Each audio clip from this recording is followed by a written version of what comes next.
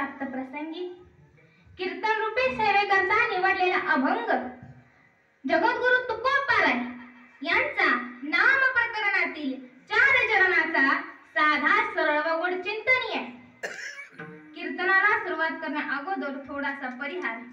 आज मौजे राधानगर या ठिकाणी चालू असलेला हा अखंड हरिनाम सप्ताह वर्ष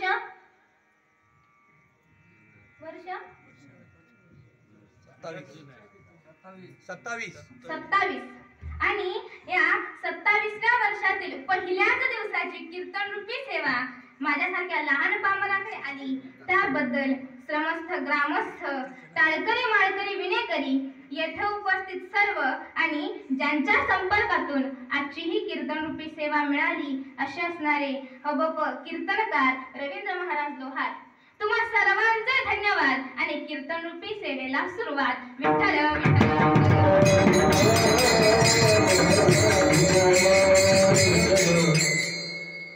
अभंगाचा सरळ अर्थ कान देऊ नये का बरं महत्वाचा आहे। या अभंगामध्ये तुकोबाराय नामाची महती सांगतात। ती कशी काय?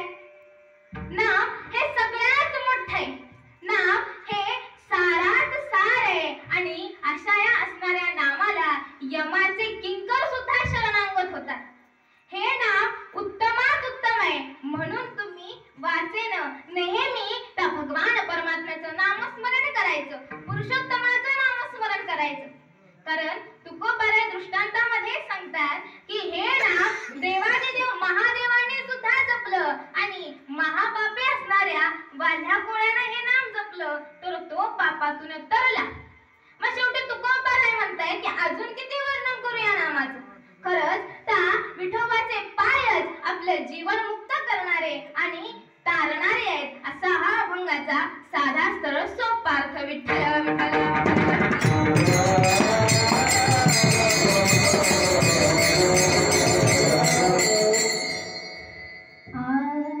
गणाधीश जो ईश सर्वा गुणांचा मुळारंभ आरंभ तो निर्गुणाचा नमो शारदा मूळ चत्वारवाचा नमो पंथ अनंत या राघवाचा अलंकापुरी रम्य सिंहासनस्थं पदा भोज तेजं स्फुरदिक् प्रदेशं विदिन्द्रादिदेवे सदा स्तूयमानं समाधिस्थ मूर्तिं भजे ज्ञानदेवं कर्पूर गौरं करुणावतारं संसारसारं भुजगेन्द्रहारं सदा वसन्तं हृदयारविन्दे भवं भवामि सहितं नमामि।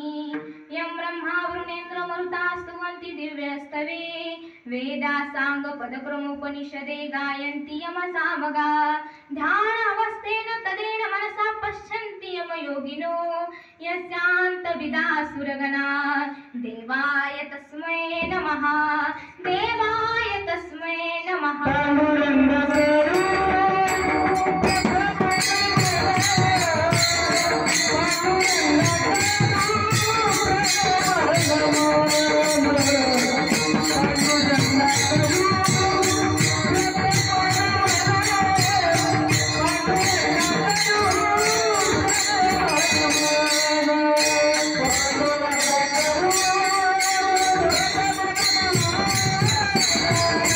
Thank you.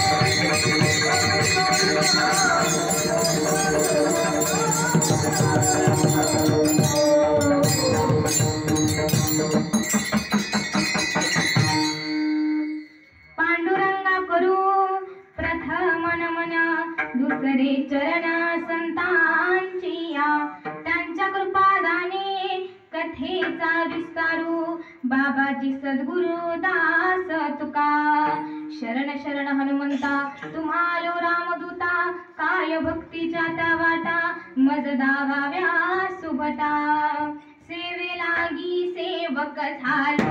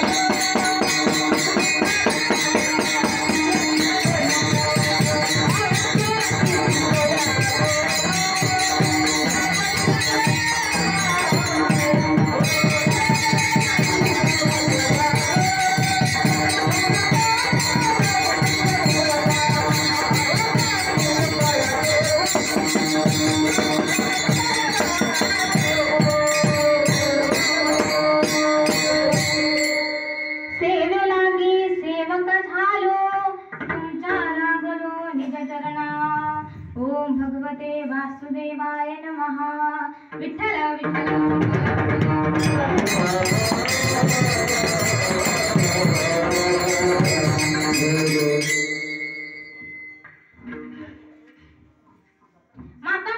कीर्तनाला सुरुवात करण्या अगोदर कीर्तनाचे नियम आहेत. आता मला अजून उभी नाही राहिले, नियम सांगायला लागले. असं काही नाही बरं, मी आल्यापासून बघते, तुम्ही एकटक माझ्याकडे बघताय, माझं काही वेगळं दिसतंय का? नाही ना. हा, मग कीर्तनाचे नियम आहे का?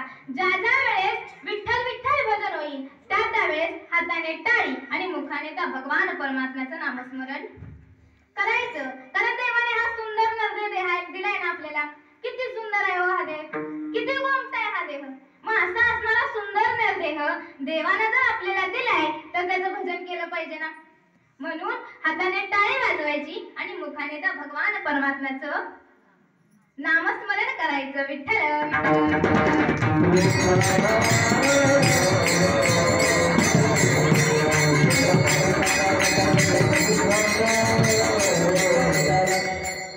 टाळी वाजलीच पाहिजे बरं.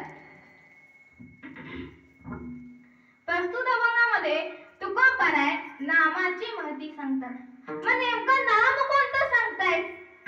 बरोबर आहे ना. ज्ञानोबाराय म्हणतात उपजलिया बालकाशी नाव नाही तयापाशी ठेवलिया नावे ओदेत उठे. नुसतं जन्मलेलं बाळाला नाव असतं का हो? असतं का? एक विशिष्ट नाव घेऊन ते जन्माला येतं का? नाही येत. जन्मल्यानंतर त्या बाळाचं बारसं घातलं जातं. तुमच्याकडे घालतात ना? आमच्याकडे बारसं म्हणतात, तुमच्याकडे काय म्हणतात? बारसं. कारण एक घाट पडल्यावर जरा भाषा बदलते ना. बारसंच म्हणतात, बरोबर ना. बारसामध्ये त्या बाळाला आत्या एक नाव देते. बिचारी आपल्या आयुष्याचं आपल्याला ज्या नावानं ओळखलं जाणार आहे असं नाव देतो ना आपण, तिलाच बुक्क्या घालतो. अशी ही आत्या त्या बाळाला नाव देते. ते बाळ ओळखतं की हा आवाज फक्त आपल्यासाठीच येतो आणि कधीही त्या नावानं हाक मारा ते बाळ ओ देत येतं. असं हे नाव आहे, बरोबर, जे आपल्याला जन्मानंतर मिळतं. मग तुकोबाराय हे नाव सांगतात का?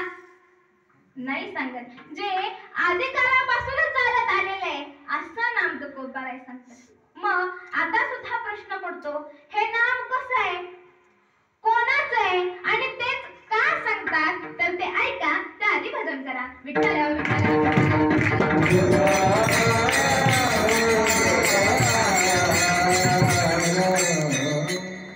ते नाम कसं आहे? तर ते नाम सारात सार आहे, बऱ्यात बरं आहे, खऱ्यात खरं आहे आणि मोठ्यात मोठं आहे.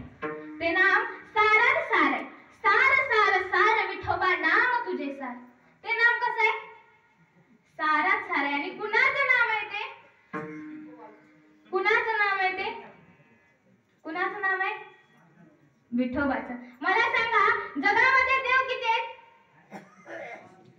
देव किती आहेत? 33 कोटी. बरं 33 कोटी देव आहेत. मग विठोबाचंच नाव का सांगितलंय बरं तुकोबारायांनी? बोला चला, का सांगितलं असेल?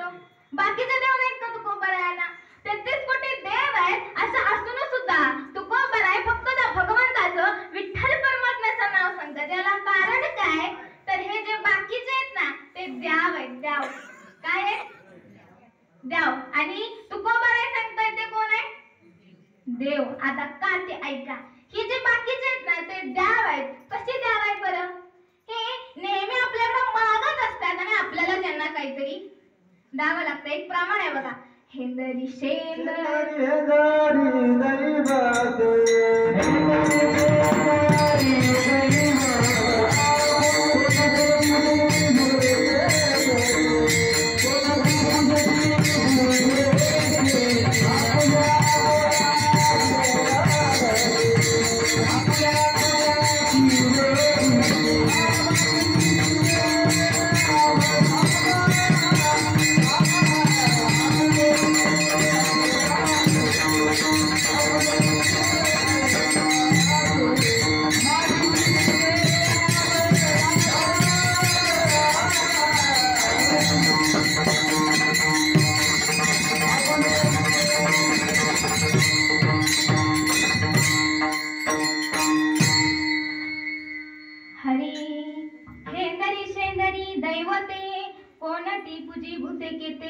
आपल्या पोटाची रडीते मागिते शीतेवधान.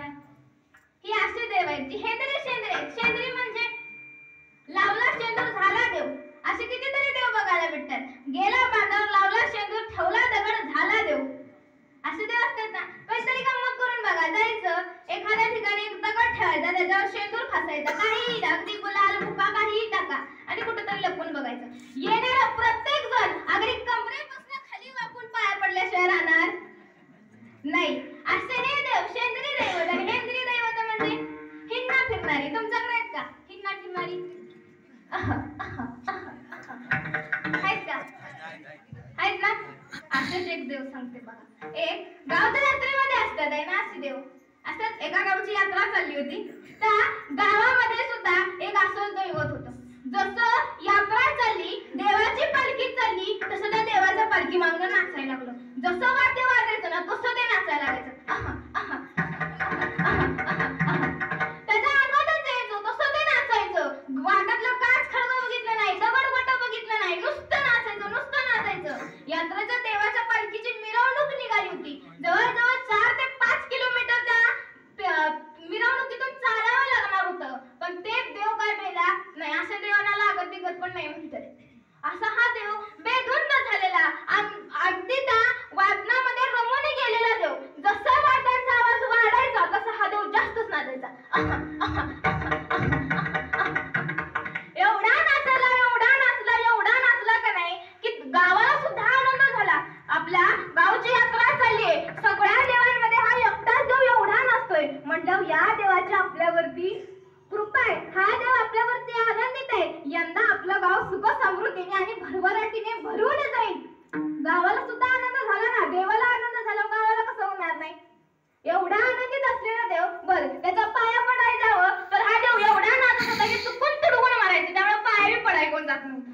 एवढ्या या देवाच्या अंगात आलं होतं. बेधुंद नाचत होता हा देव. जसं वाद्याचा आवाज वाजायचा ना तसं हा देव जास्तच नाचायचा. नाचत नाचत नाचत नाचत गावाच्या वेशीजवळ आला. एवढा नाचत होता एवढा नाचत होता की जसा नाचता नाचता आमच्या पांडुरंग परमात्म्याचा नामदेवाच्या कीर्तनामध्ये पितांबर गळला ना तसा या देवाचा नाचता नाचता कमरेचा बटवा पडला. आणि जसा बटवा पडला तसा या देवांतर्यामी होता. देवाला सगळं कळत होतं. देव लगेच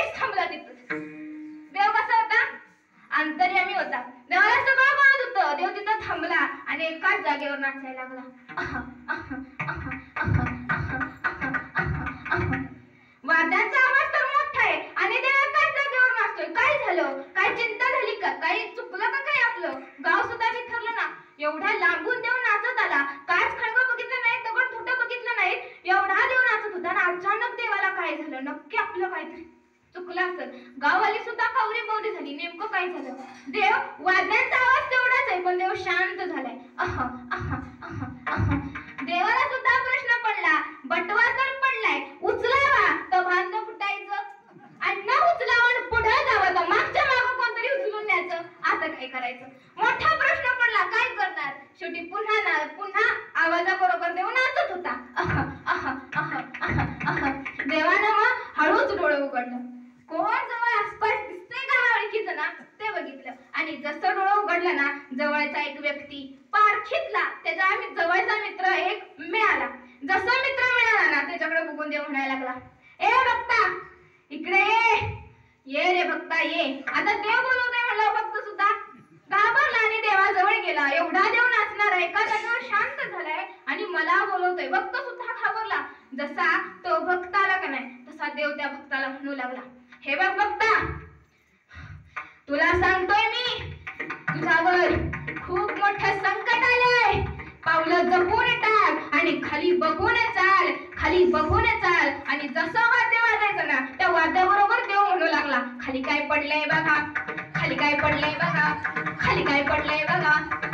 अहो सगळी येडी झाली, काय कळना झालंय. बरं एकट्यावरच संकट आलंय त्यामुळे सगळी चलबिचल झाली. म्हणजे त्याच्यावर अरे ना चला आपलं जाऊया, देवाला काय सांगायचं ते सांगू दे. भक्ताला सुद्धा कळेना असं काय संकट आलंय माझ्यावर की सगळे देवानं मलाच बोलवलंय. भक्ताला विचार केला, बघूया तरी खाली काय पडले. बघितल्या देवाचा दिसला बटवा. मग त्या भक्तानं काय केलं, पटकन वाटला, बटवा उचलला, खिशात घातला आणि परत भक्त त्याबरोबर देवाला म्हणते, उचलून घेतलंय निघा, उचलून घेतलंय निघा. मला सांगा असल्या देवांचा आपल्याला काही उपयोग आहे का? नाही. ना फिरणारे मी या देवांच्या विरोधात नाही, अजिबात नाही. बरं विरोधात अजिबात नाही. असतील ते असू द्या पण अशा देवांच्या जर आपण नादाला लागलो, अशा देवांच्या जर आपण शरणामध्ये गेलो तर ती आपल्याला काय देणार आहेत का? माता मौलाना देणार आहेत का? नाही. बरोबर, असे देव आपल्याला काय देणार आहेत का? नाही. ते आपल्याकडूनच मागत असतात. रोटी सुटी वाडगा मोदक पितक पोरण पोळ्या आणि कसलं नैवेद्य असतात. तुमच्याकडे असतात का? मोठं मोठं अख्खं गाव जेवण उठतं. फक्त आम्हा वारकऱ्यांना प्रवेश नसतो तिथं. विठ्ठल विठ्ठल विठ्ठल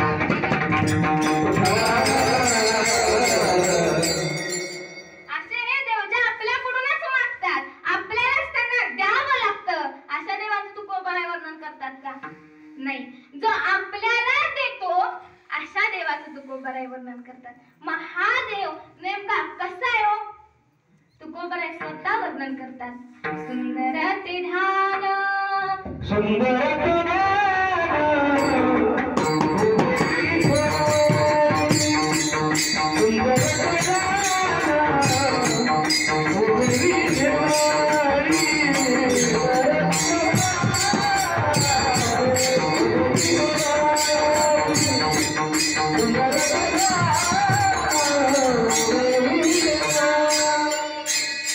सुंदर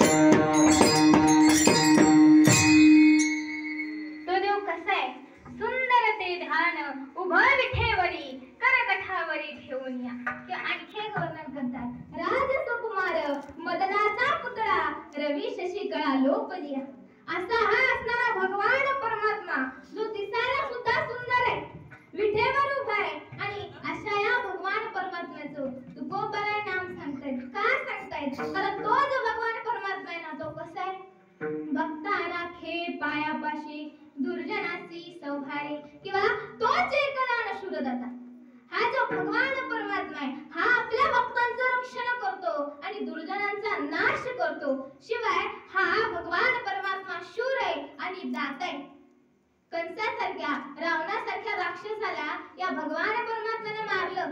विठोरायाने तर कलीसारख्या राक्षसाला आपल्या पिठेखाली दाबलंय. आणि दाता काय म्हणायचं तर सुदाम्याला जो 28व्या लोळात पडला होता ना, त्याला अख्खी सोन्याची नगरी दान केली. असा हा भगवान परमात्मा भक्तांचं रक्षण करतो, त्यांना देतो सुद्धा आणि दुर्जनांचा संहार सुद्धा करतो. दिसायला सुद्धा सुंदर आहे, देख नाही असा तुकोबाराय सांगतायत. अशा देवाचं वर्णन करतायत आणि अशा देवाचं नाम सांगतायत. ते नाम कसं आहे अभंगाचं प्रथम नाम साराचे ही सार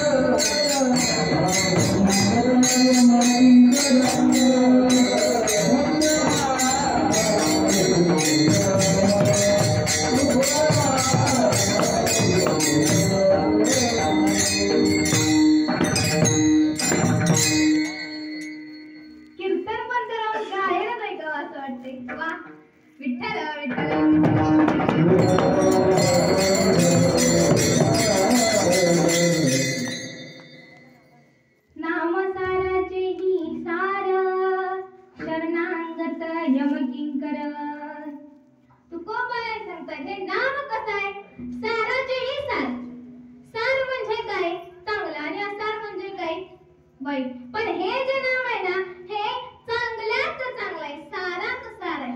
असं हे नाम जपल्यामुळं काय होतं नाम जपल्यामुळं? जळतील राशी पातकाच्या, जळतील राशी पातकाच्या, जळतील राशी पातकाच्या.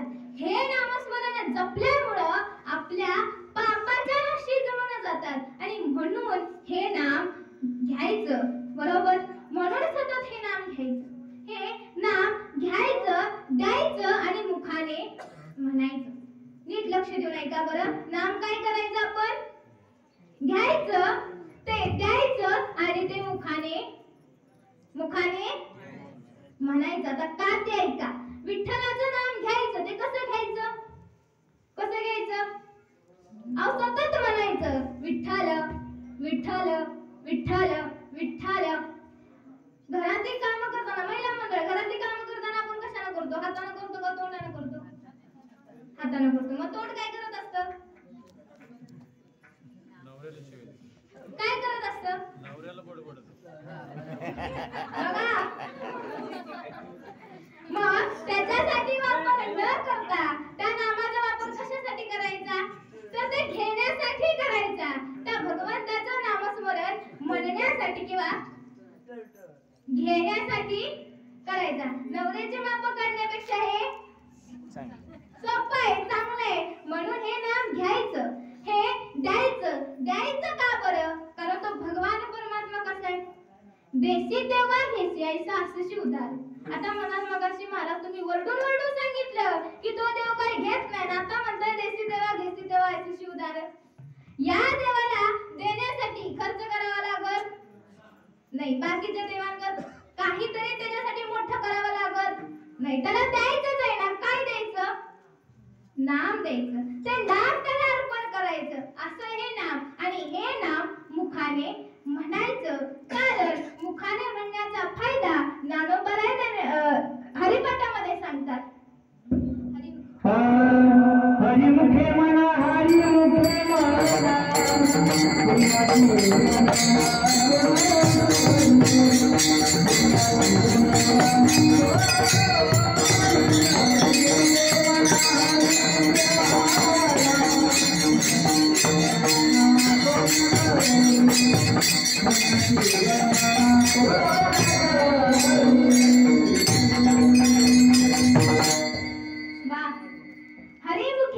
हरिमुखे म्हणा, पुण्याची गणना कोण करी. हरे हरे मुखाने म्हणल्यामुळे आपल्या पुण्याच्या राशी वाढतात आणि पापाच्या राशी नाहीशा होतात. एवढं काम त्या नामस्मरणामुळे होतं. म्हणून हे नामस्मरण काय करायचं? नामस्मरण काय करायचं? सतत घ्यायचं. बोला चला, सतत काय करायचं? घ्यायचं. आता काय घ्यायचं हे सुद्धा तुकोबाराय सांगतात बरं. आधी भजन करा. विठ्ठल विठ्ठल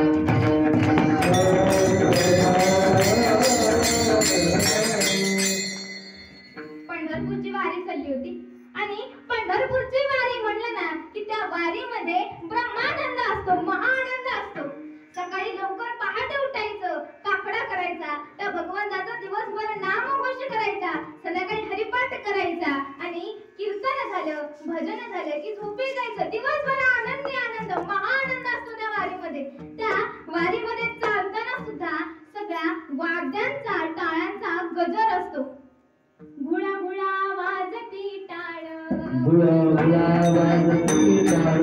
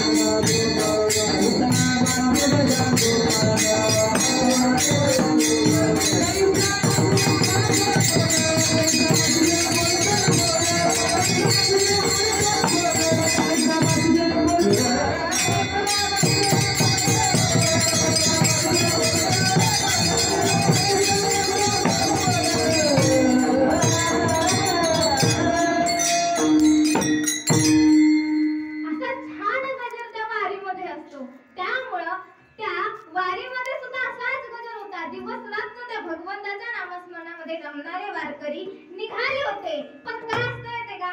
पंढरपूरच्या वारीला जाताना हौशे नवशे आणि गवशे सगळ्या प्रकारची लोक असतात, जी भगवंतासाठी निघालेली आहेत, जी काहीतरी नवस केलाय म्हणून निघालेली आहेत, आणि जी काहीतरी चमचमीत खायला मिळतंय ना म्हणून निघालेली आहेत. अशी लोक सुद्धा वारीमध्ये असतात. अशी 14 जण त्या वारीमध्ये होती. 14 जण जी काही नाही, कधी हातामध्ये टाळ घ्यायचा नाही, कधी हाताने टाळी वाजवायची नाही. लोकांनी आजूबाजूला सांगितलं ना मुखाने म्हणा नामस्मरण घ्या, नामस्मरण घ्यायचं नाही. वारीत तर ही 14 पुढं किंवा वारीच्या मागं. पण नाश्त्याची आणि जेवणाची वेळ चुकवायची नाही, बरोबर तिथं हजर व्हायची. आणि काय झालं, या 14ची वेळ जवळ आली होती. कुठं जायची? नॉनस्टॉप वर जायची वेळ जवळ आली होती.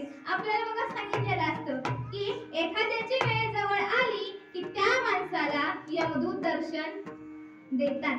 तसं त्या 14 सुद्धा यमदूताने दर्शन दिलं. आणि जसं दर्शन दिलं तशी घाबरली. का घाबरली? मरणाची भीती सगळ्यांना असते, तशी घाबरली सगळी. आणि घाबरल्या 14 जण सुद्धा नामदेवराय त्या दिंडीचे चालक होते. त्यांच्या जाऊन पायामध्ये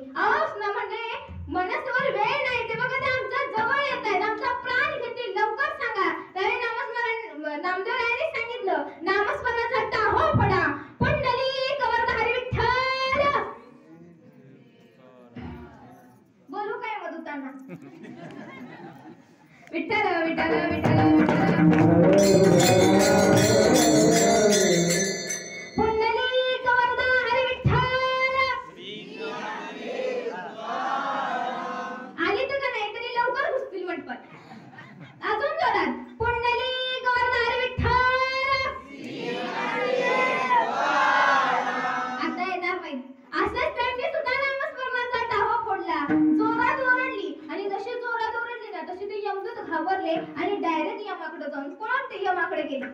यमाकडे गेल्यानंतर सांगितलं, म्हणजे त्यांना आम्ही घ्यायला जाऊ शकत नाही, कारण आम्ही जवळ गेलो ना की ती भगवंताच्या नामस्मरणाचा जप करतात. यम रागावलं त्यांच्यावर, तुम्हाला जे काम दिलंय ना ते पहिलं पूर्ण करायचं, पटकन खाली जायचं, त्यांना घेऊन यायचं. आता यमाचा आदेश यमदूत टाळू शकत नाही. यमदूत पुन्हा आले, आता काय करायचं? पुन्हा यमदूत दिसायला लागले, हे दोघं पुन्हा घाबरले, नामदेवांकडे गेले. म्हणजे नामस्मरणाचा उपयोग होत नाही, होत नामस्मरणाचा उपयोग. काहीतरी सांगा, यमदूत यायला लागले, लवकर काहीतरी सांगा. नामदेव राय म्हणले, आता तुम्ही माळा घातल्या पाहिजे, त्याच्याशिवाय पर्याय नाही. म्हणलं दोन घालतो, मोठ्या मनाचा घालतो, पण पहिल्या घाला. का?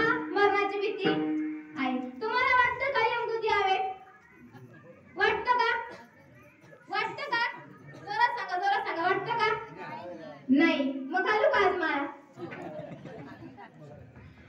मोठ्या मनाच्या दोन माळा घातल्या, अशा वरतीच ठेवल्या.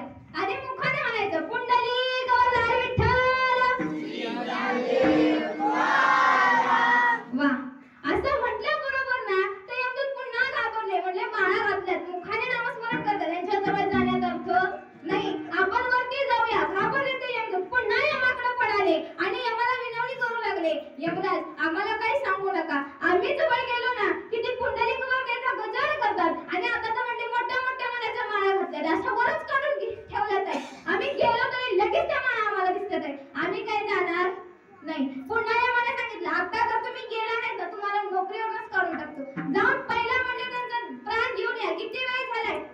तवर वारी पोचली वाखरीपर्यंत. आता काय करायचं? यमदूत पुन्हा आले, पुन्हा सांगितलं नामदेवरायांना, नामदेवराय माळा घालून पण उपयोग नाही, आता काहीतरी सांगा ना. नामदेवराय म्हणले, पताकावर करा. जशा पताकावर गेले ना, उच्च पताकांचे भारतेने पळते यमकिंकर करत, जसे पताकावर दाखवलं ना तसे पुन्हा यमदूत घाबरले. आता म्हणले, आम्ही परत येणार नाही. पुन्हा पळाले यमाकडे, आणि यमाकडे गेल्या ते यमाला विनवू लागले. म्हणले, आता आमच्या नोकरा गेल्या तरी चालतील, पण आम्ही जाणार नाही. आम्ही गेलो की म्हणतात पुंडलिक वरदायचा गजर करतायत, माळा घालतायत, आणि आता तो पताकाच दाखवायला लागला, आम्हाला मारती फिरतील. त्या वारीचा जो चालक आहे ना तो म्हणतात, आमचं काहीच चालू देणार झाले, आम्ही काय जाणार नाही. आम्हाला नोकरीवर काढून टाकलं तरी चालेल, नाही तर तुम्ही स्वतः जा. म्हणले, आम्ही जाणार नाही. आता काय करणार? यमाला स्वतःला यावं लागलं. जर कामच आपली जे नोकर आहेत तेच जर काम करत असतील तर काय करणार? मग शेवटी यम स्वतः स्वारीवर निघाला, त्याचा रेडा घेतला, त्या रेड्यावरती बसला, हातामध्ये दोरी घेतली आणि निघाला वाडीकडे. आता काय करणार? आता नामदेवराय वाखरी, पंढरपूरच्या आणि वाखरीच्या मध्ये आलेली दिंडी, त्या 14 जणांना यमच दिसायला लागला. अजून घाबरले, म्हणले आता लेची पेची नाहीत, आता मोठाच माणूस कोणतरी आलाय, दाढी मिशावाला रेड्यावर बसलाय, जाडजूड आहे, काळा कुट्ट आहे. आता म्हणले, आमचं काही खरं नाही. नामदेवराय वाचवा म्हणले, नामदेवराय आता काहीतरी करा, आता आमचं काही खरं नाही, आमचं काही खरं, काहीतरी करा, आम्हाला वाचवा असं म्हटले. आहो आला. तेवढ्यात नामदेवराय सांगितलं, पळत सुटत पंढरपूर गाठ. आधी मध्ये थांबायचं नाही, फक्त मुखाने काय करायचं? पुंडलिक वरदाय विठ्ठल, सतत गजर करायचा. आणि असं गजर करत यमदूत त्यांच्या जवळ येतोय, असं करत घाबरत पंढरपुरामध्ये गेले. पंढरपुरामध्ये पाऊल टाकणार, यमदूत त्यांच्या जवळ पोहोचणार, ती पंढरपुरात पोहोचले. आणि तेवढ्यात भगवान आपल्या विठ्ठल परमात्म्यानं त्याचं सुदर्शन चक्र सोडलं. ते सुदर्शन चक्र लागलं यमाच्याच मागून. यम सुद्धा घाबरला त्या सुदर्शन चक्राला, तो सुद्धा घाबरला, आणि तो सुद्धा जाऊन यमपुरीमध्ये आपल्या दूतांना सांगू लागला, नका जाऊ तया गावा, नामधारकाच्या शिवा सुदर्शन घ्यावया घरटी फिरे भोवती. यमानं आपल्या यमदूतांना आदेश दिलाय त्यावेळी घाबरून की त्या गावाला तुम्ही जाऊच नका, जिथं नामस्मरण चाललंय, जिथं भगवंताच्या नामाचा टाहो फोडला जातो, आणि चुकून माकून जर गेला ना तर परत जीवन तयार का नाही, तुम्ही त्याची शाश्वती मी देणार नाही. म्हणून सांगितलंय, नाम साराचे ही सार शरणांगत यमकिंकर. या नामाला यमाचे किंकर सुद्धा शरणांगत होतात. मग तुम्हाला प्रश्न पडला असेल, थोड्या विषयाचा बाहेर जाऊन सांगते की गावामध्ये सुद्धा नामस्मरण चालू असताना गावामधील काही माणसं देवाघरी जातात. ते कसं काय बरं? जर यमदूताने आदेश दिलाय की नका जाऊ त्या गावा नामधारकाच्या शिवाय, तर असं का होतं?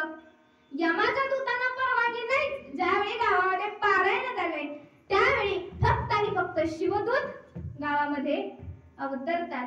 त्यामुळं नामस्मरण चाललंय. त्या नामस्मरणाला सतत यायचं. जर असं वाटत असेल की यमाचे किंकर जवळ येऊ नये, कारण यमाचे किंकर आपल्याला सरळ सरळ घेऊन जात नाही. मारुती जोडीती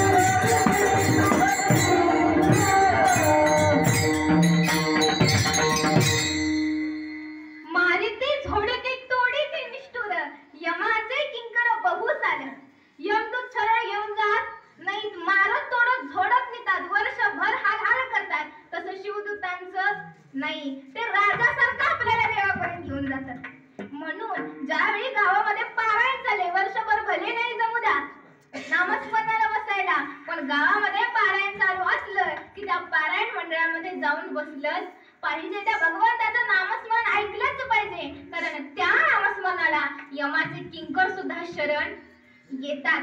असं हे नामस्मरण आहे. आणि अजून एक दुसरं लक्षण सांगतात अभंगाचं द्वितीय चरण.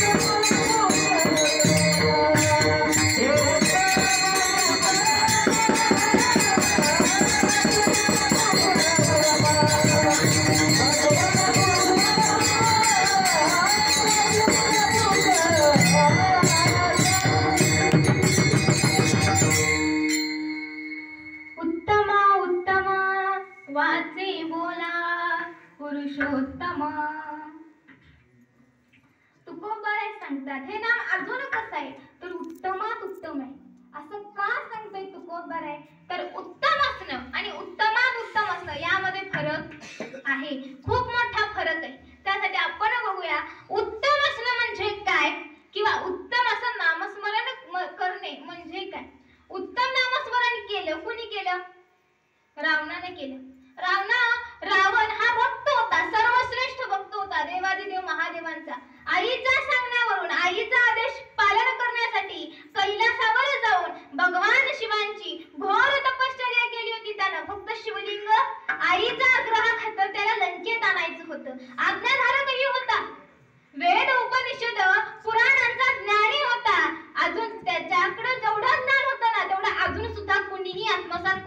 केलं?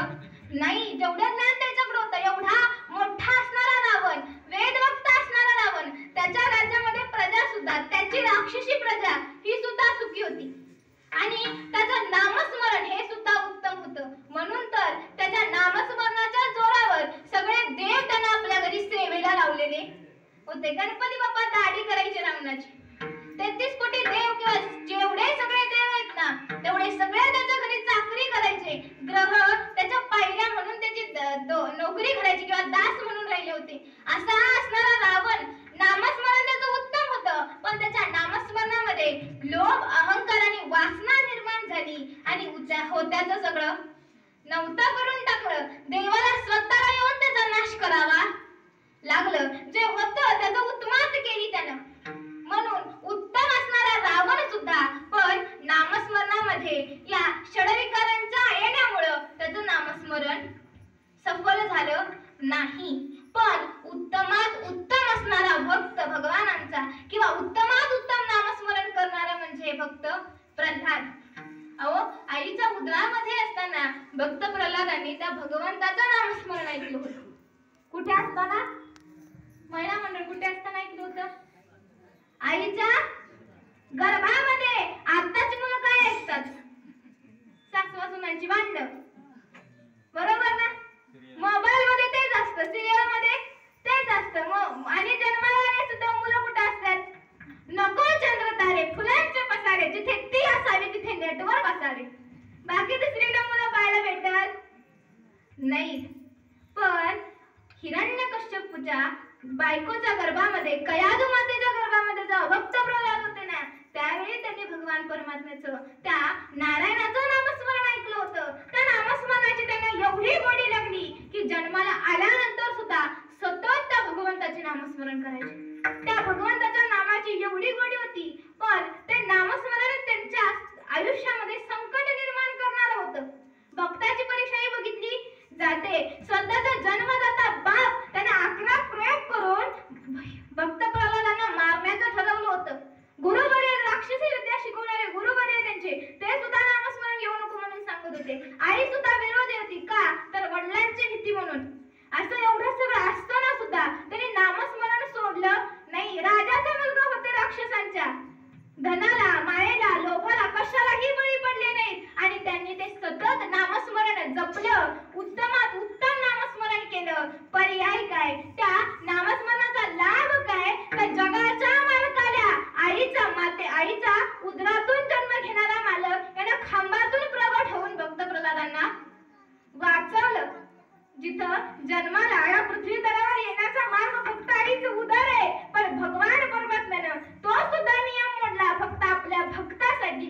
असं हे नामस्मरण कसं आहे? उत्तमात उत्तम आहे. एवढं या नामस्मरणामध्ये सामर्थ्य आहे. म्हणून आपण सतत मुखाने काय करायचं? वाचे बोला पुरुषोत्तम. म्हणून सतत मुखाने काय करायचं बरं? काय करायचं? तरी पण काय अडगे असतात. मरायला आलं तरी नामस्मरण करत नाही.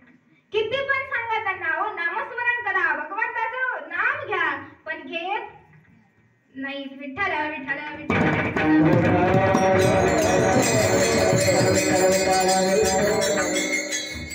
एका गावात एक आजोबा राहत होते.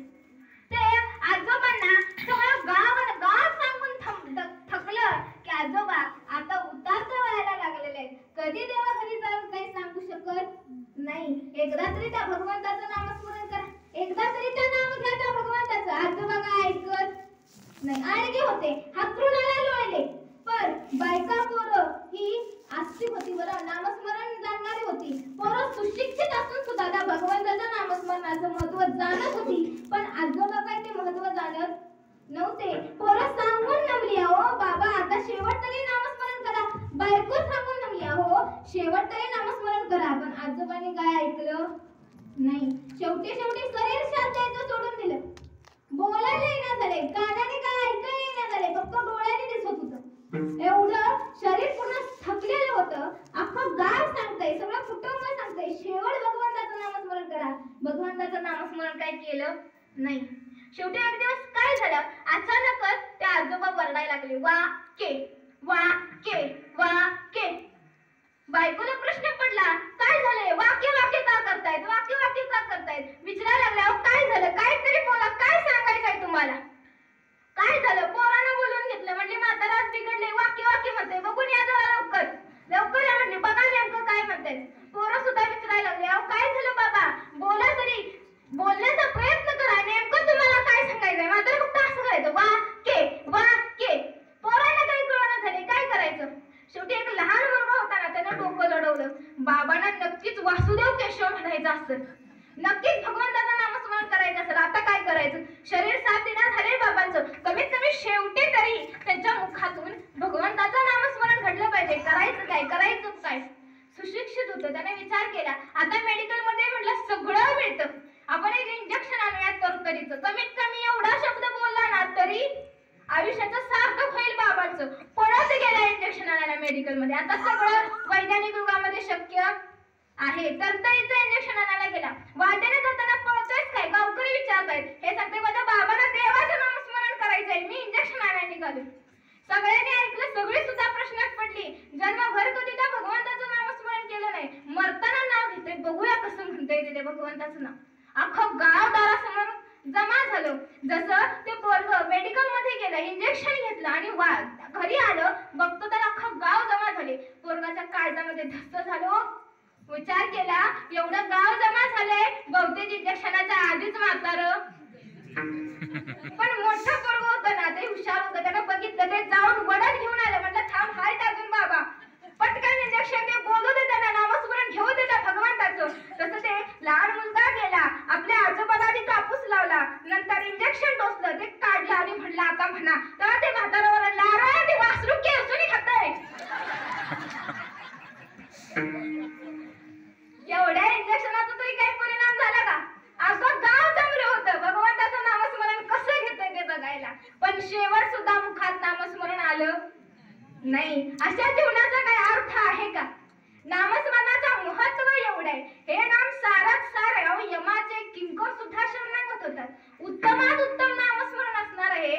सगळे संत आपल्याला विनवून सांगतायत की त्या भगवंताचं नामस्मरण करा, पण आयुष्याचा अंतकाळ जरी आला तरी आपण नामस्मरण करत नाही. अहो अंतकाळी ज्याच्या नाम आले मुखा, तुका म्हणे सुखा पार नाही. ज्याच्या अंतकाळामध्ये भगवंताचं नामस्मरण घडतं ना, त्याच्या सुखाला पारावर उरत नाही. त्यासाठी नामस्मरण घेतलं पाहिजे, पण अंतकाळी आल्यावर नामस्मरण करू असा जर विचार करत असाल तर तो तुमचा चुकीचा आहे. कारण कधी कधी चमचा उचलतो, तोंडात टाकतो, चमचा दातातच राहतो, घास पण घशाखाली जात नाही, तेवढ्यात जातो का नाही? मग कळतं का आपल्याला कधी अंतकाळ आहे? म्हणून सतत त्या भगवंताचं काय करायचं? नामस्मरण करायचं. विठ्ठल विठ्ठल विठ्ठल.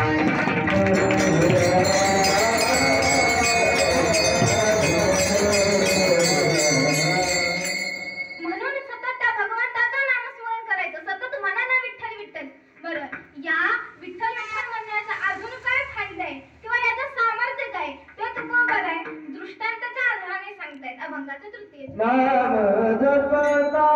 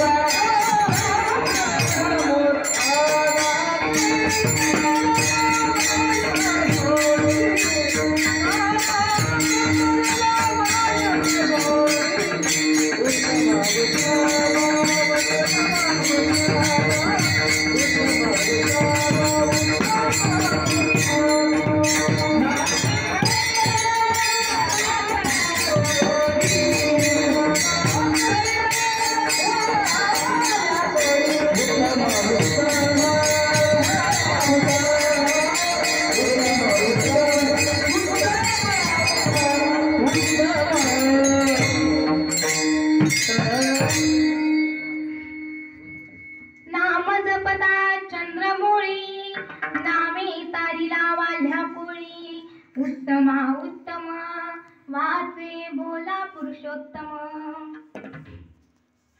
तुकोबाराय म्हणतायत नाम जपता चंद्रमौळी. अहो हे नाम कोणी जपलंय? देवादिदेव महादेवांनी हे नामस्मरण जपलेले. हे नामस्मरण त्यांनी कंठामध्ये धारण भजन करी महादेव भजन करी महादेव भजन करी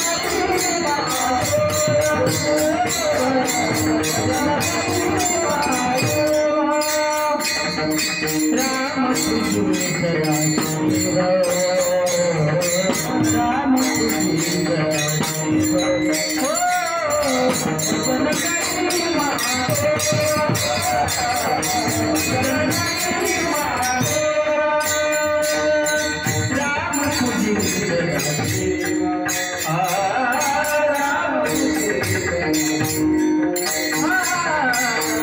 दया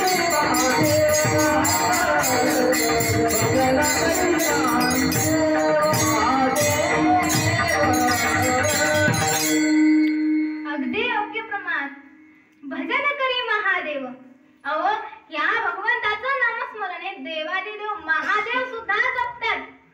त्या भगवंताचं नाव एक दिलेलं आहे बघा, चंद्रमौळी. हे नाम देण्यामागचं कारण काय तर त्याच्या मागे घडलेली एक घटना आहे. ज्यावेळी आपल्या समुद्र मंथन चाललं होतं, त्या समुद्र मंथनातून एक अमृत निघालं आणि एक विष निघालं. आता ते विष टाकायचं कुठं? मग ते महादेवाने ग्रहण केलं आणि जसं ग्रहण केलं त्यांचा दाह होऊ लागला. तो दाह काही थांबेना झालाय. कितीतरी नाना प्रयोग केले पण दाह थांबत नाही. मग सगळ्यात शीतल कोण? चंद्र. म्हणून मग अर्धा चंद्र महादेवाने आपल्या मस्तकावर धारण केलं म्हणून नाव पडलं चंद्रमौळी. असं हे असणारा चंद्र धारण करून सुद्धा नाम ते दाह काही शांत होईना. शेवटी भगवान परमात्म्यानं नामस्मरण जपायला सुरुवात केली. भजन करी महादेव राम पूजे सदाशिव. अहो त्या भगवंताचं रामाचं नामस्मरण आपल्या कंठामध्ये धारण केलं. ते नामस्मरण म्हणू लागले आणि जसं कंठामध्ये नाम धारण केलं तसं ते विष कंठामध्ये गोळा झालं आणि कंठ त्यांचा निळा झाला. संपूर्ण कर्पूर गौळ असलेले महादेव कंठामध्ये निळे, कारण नीलकंठ हे त्या नामस्मरणामुळे त्यांचा दाह सुद्धा शांत झाला. असे हे असणारे देवादिदेव महादेव सुद्धा भगवंताचं नामस्मरण करतात. ते देव आहेत, त्यांना नामस्मरणाची काय गरज? ते स्वतः तारणारे, त्यांच्या जवळ मोक्ष आहे असे असणारे देव असे नामस्मरण करतात. मग तुम्ही आम्ही कोण आहे? सर्वसामान्य आहोत. अजून एक दृष्टांत देतात, तो सुद्धा सांगते. पण आधी भगवंताचं भजन करायचं, नामस्मरण करायचं. सगळ्यांनी हाताने टाळी वाजवायची आणि मुखाने त्या भगवान परमात्म्याचं नामस्मरण करायचं. विठोबा रखुमाई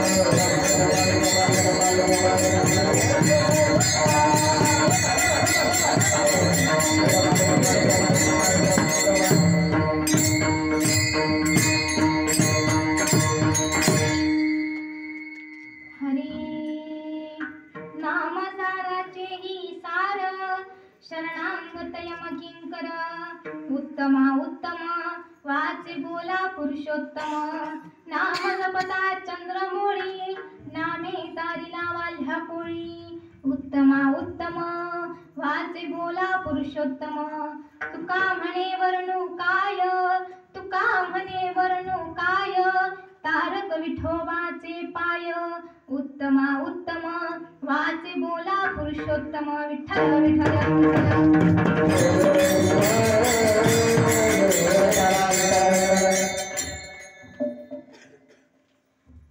दुसरा दृष्टांत तुकोबराय सांगताय नाम जपता चंद्रमोळी नावे तारिला वाल्ह्या कोळी.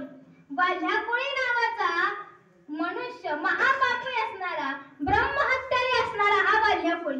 ब्रह्महत्यारी का म्हटलं, महापापी का म्हटलं तर हा वाल्ह्या कोळी वाटेने येण्या जाणाऱ्या ब्राह्मणांना मारायचा, त्यांच्या कनवटीला असणारा शाळीग्राम काढायचा, तो रांजणामध्ये टाकायचा आणि अशी त्या ब्राह्मणांना मारून गोळा केलेल्या शाळीग्रामनं 7 रांजणं भरली होती. पुराणामध्ये असं लिहिलेलं आहे की एक रांजणामध्ये हत्ती फिरून येईल एवढं मोठं रांजण असायचं. माशी 7 रांजणं फक्त माणसं मारून भरली होती. मग किती मोठा महापापी होता तो. मग अशाचा उद्धार कसा झाला तर त्याच्या मागे सुद्धा एक कथा आहे.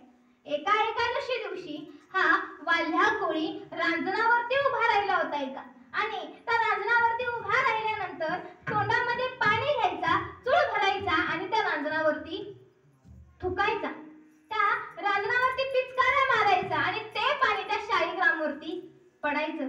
शाळीग्राम हे देवाचं रूप आहे, भगवंताचं रूप आहे. असं या असणाऱ्या शाळीग्रामवरती तो थुकत होता. एकादशीचा दिवस होता आणि भगवंताला जाणवलं की आपल्यावर कोणतरी अभिषेक करते. भगवंताला माहित नाही आणि भगवंताने नारदांना आदेश दिला की जा आणि आजच्या दिवशी ज्यानं माझा अभिषेक केलाय ना त्याचा उद्धार करा. भगवंताच्या मुखातून निघालेले शब्द आहेत. नारद महर्षी खाली आले, पाहिलं नेमकं कोण भगवंताचा अभिषेक करतोय. पाहिलं तर हा पाडलाय, महापापी आहे या, आणि याचा उद्धार करायचा. कसा करायचा उद्धार? याचा उद्धार करण्यासाठी कोणतीच गोष्ट अनुरूप नाही. काय करायचं? पुन्हा नारद महर्षी भगवान परमात्म्याकडे गेले आणि त्यांना सांगितलं, अहो म्हणले तो तुमचा अभिषेक नाही करत आहे, तुमच्यावरती थुकतोय, तो पिचकारा मारतोय आणि त्याचा उद्धार कसा काय करायचा? बरं, तो काही साधा सुद्धा मनुष्य नाही, ब्रह्महत्यारी आहे हा, महापापी आहे हा, याचा उद्धार कसा करायचा? भगवंताने सांगितलं माझ्या मुखातून गेलेले शब्द आहेत, त्याचा उद्धार झालाच पाहिजे. मग नारद महर्षी त्याचा उद्धार करायचा या हेतूने ज्या जंगलामध्ये वाल्ह्याकोळी माणसं मारायचा ना त्या वाटेने नारद महर्षी निघाले. आणि निघाले असताना नारद महर्षींचं तोंड कधीच बंद नसायचं. सतत नारायण नारायण नारायण नारायण, सतत त्या भगवंताचं नाव मुखामध्ये. वाल्याला चाहूल लागली की आपल्या जंगलामध्ये कोणतरी आलेलं आहे, आज आपला लुटण्याचा धंदा यशस्वी होणार, कोणतरी आलेलं आहे. जसं चाहूल लागली ना त्या चाहूलच्या दिशेने वाल्ह्याकोळी गेला. पाहिलं तर नारद महर्षी जवळ आला आणि नारद महर्षींजवळ येऊन त्यांच्यावर झडप घालणार तेवढ्याच नारद महर्षी बाजूला सरले आणि विचारू लागले, का रे बाबा काय करतोस? वाल्या सांगू तुम्हाला लुटायचंय का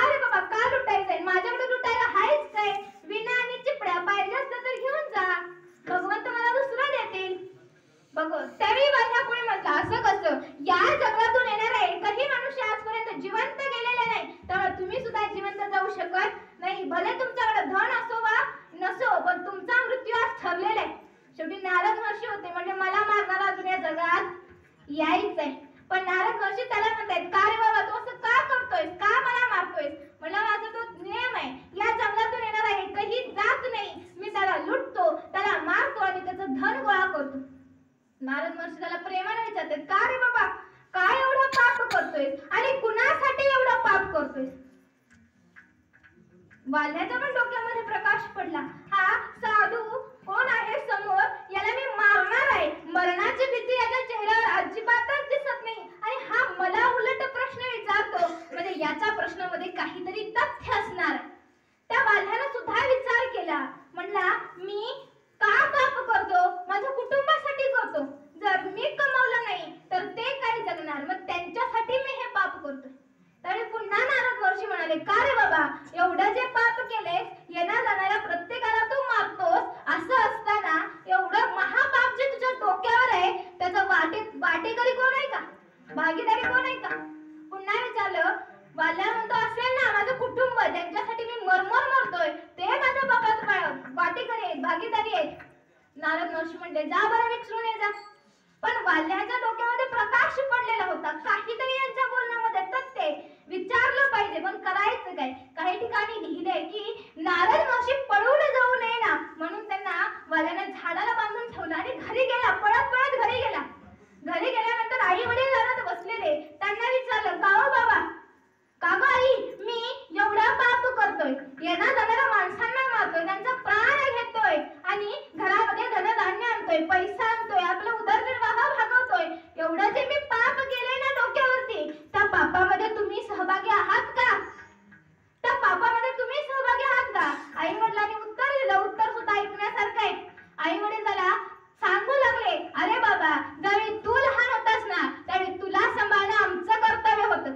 आता आम्ही उतार वयात आहोत, वयोवृद्ध आहोत, आता आम्हाला सांभाळण्याचं कर्तव्य हे तुझं आहे. त्याच्यासाठी तू काय करतोस याच्याशी आमचं घेणं देणं नाही, आमचं काहीही घेणं देणं नाही. तुला जे करायचंय तू कर. डोळे उघडले ना, ज्यांनी जन्म दिला तेच माझ्या पापामध्ये सहभागी नाही. मुलं सुद्धा तिथेच खेळत होती, त्यांनी आजोबांनी दिलेलं उत्तर ऐकलं होतं. वाल्यानं आपल्या मुलांना विचारलं, का रे बाळांनो, तुमचा बाप हा तुमच्यासाठी मरमर मरतोय, मग आता सांगा मी जे पाप केले ना त्या पापामध्ये तुम्ही तरी सहभागी आहात का? मुलं सुद्धा हुशार, त्यांनी सुद्धा आजी आजोबांनी दिलेले प्रश्न उत्तर ऐकलं होतं ना. ती सुद्धा म्हणली, जसं बाबा म्हटले ना बाबा की तुम्ही लहान असताना त्यांनी तुम्हाला सांभाळलं, तसं आता आम्ही लहान आहोत ना, आम्हाला सांभाळणं तुमचं कर्तव्य आहे, त्यामुळे आम्ही तुमच्या पापामध्ये सहभागी होऊ शकत नाही. वाल्यापुढे सुद्धा विचारात पडला, ज्यांनी जन्म दिला आणि ज्यांना मी जन्म दिला तेच माझ्या पापामध्ये सहभागी नाही. बायको नक्कीच असणार, कारण बायको ही अर्धांगिनी असते. म्हणून वाल्या बायको जवळ गेला आणि बायकोला विचारतोय, का ग मी जे एवढं पाप करतोय, तू तर माझी अर्धांगिनी आहेस ना, मग माझ्या पापामध्ये तू सहभागी असलीच पाहिजेस. पण वाल्याची बायको ही धार्मिक होती, कीर्तन प्रवचन ऐकणारी होती आणि तिनं ऐकलेलं होतं की नवऱ्याने जर पुण्य केलं तर त्याच्यात अर्धी वाटणी ही बायकोची असते, बायकोनं पुण्य केलं तर त्याच्यात अर्धी वाटणी नवऱ्याची असते, बायकोनं पाप केलं तर त्याच्यात अर्धी वाटणी नवऱ्याची असते, पण नवऱ्याने जर पाप केलं तर त्याच्यात अर्धी वाटणी बायकोची नसते, कधीच नसते अर्धी वाटणी. त्यामुळे म्हणले मी अशी पण तुमच्या पापामध्ये सहभागी होऊ शकत नाही. तुमचं कर्तव्य आम्हाला सांभाळणं, त्याच्यासाठी तुम्ही काय करता याच्याशी आमचं घेणं देणं. वाल्याचे डोळेच उघडले ना, एवढा मरमर करतोय, एवढ्या लोकांना मी मारलं, एवढ्या रक्ताचे पाठ वाहिले, एवढ्या लोकांचा जीव घेतला, एवढ्या लोकांचा तळतळाट घेतला, माझ्या माथ्यावरती पाप आहे, एवढा मोठा पापाचा डोंगर आहे, त्या डोंगराचं करू काय? ज्यांच्यासाठी मरमर मेलो तीच माझ्या पापामध्ये सहभागी नाही, करायचं काय? वाल्याला सुद्धा प्रश्न पडला ना, म्हणला या पापातून किंवा यातून ज्यांनी माझं डोळं उघडले तेच यातून बाहेर काढू शकतात. वाल्यापुढे पळत पळत नारद महर्षींजवळ गेला, त्यांना बांधलं होतं झाडाला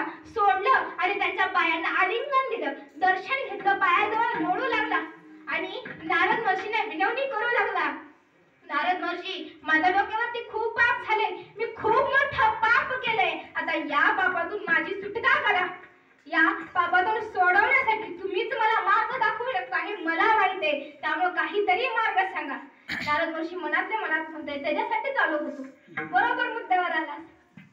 असं असताना त्या बाल्याला उचललं, उठवलं आणि सांगतायत नारद महर्षी, तुझ्या डोक्यावरती पाप आहे, मला मान्य आहे. त्या पापातून जर मुक्त व्हायचं असेल ना, तर तुला एकच केलं पाहिजे, ते म्हणजे त्या भगवंताचं नामस्मरण केलं पाहिजे. मग कोणतं नाम म्हणायचं? तर राम नामस्मरणाचा जप तुला केला पाहिजे. रामच का?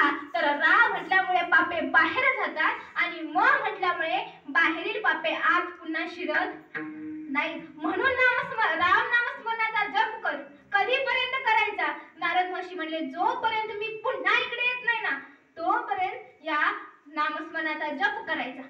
मग माझ्या कोणी म्हणू लागला, राम, पण राम म्हणता येत नाही, कारण पापच एवढं होतं ना की ते पापच त्याला राम म्हणू देत नव्हतं. मग तो काय म्हणायचा?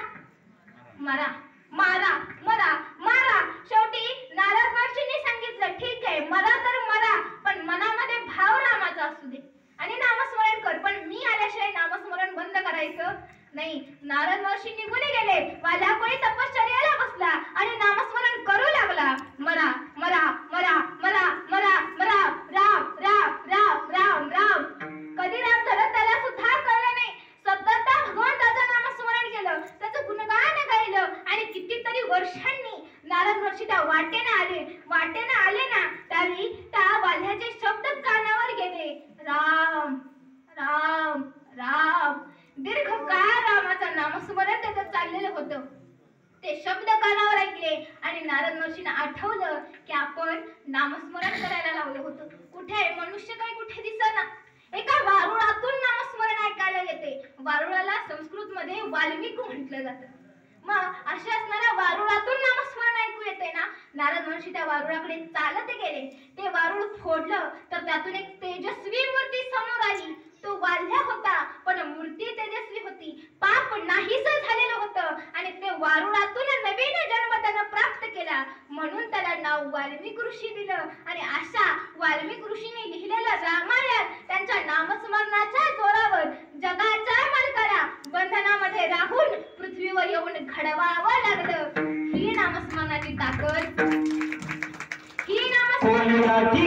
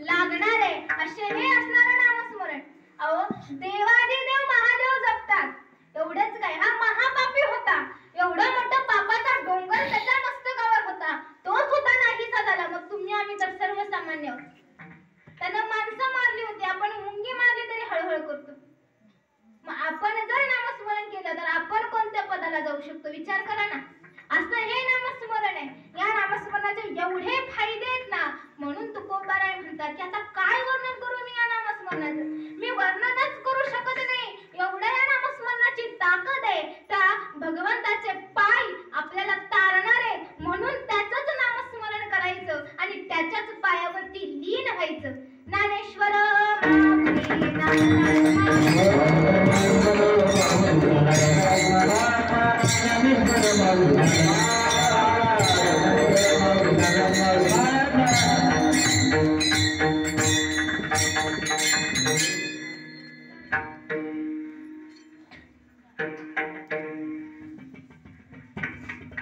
तुका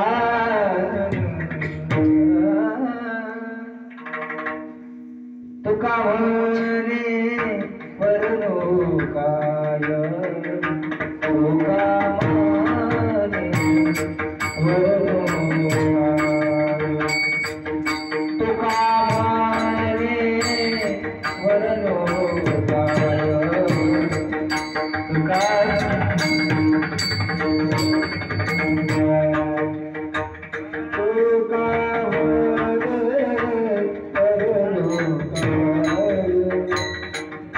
तुका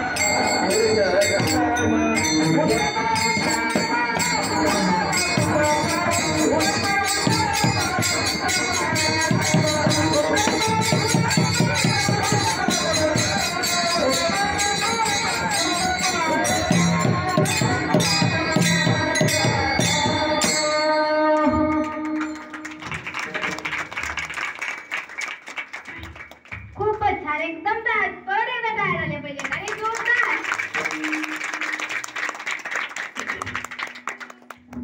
तुका म्हणे वर्णू काय तारक विठोबाचे पाय, उत्तमा उत्तम वाचे बोला पुरुषोत्तम. माझ्यासारख्या लहान पामराला इथे कीर्तन करण्याची संधी दिली त्याबद्दल तुम्हा सर्वांचे पुनश्च एकदा धन्यवाद. झालेली कीर्तन रूपी सेवा